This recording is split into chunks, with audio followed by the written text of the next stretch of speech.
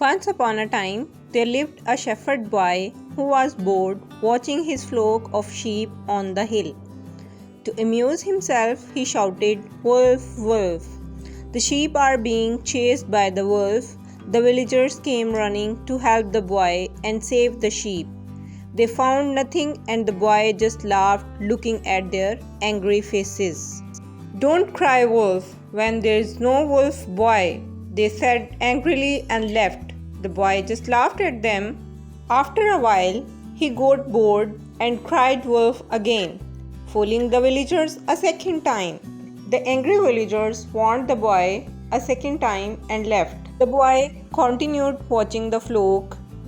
After a while, he saw a real wolf and cried loudly, "Wolf, please help! The wolf is chasing the sheep, help!" But this time, no one turned up to help.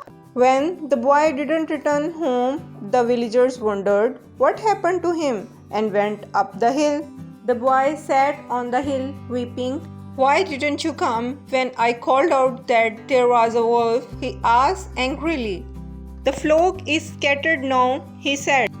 An old villager approached him and said, "People won't believe liars even when they tell the truth. We will look for your sheep tomorrow morning.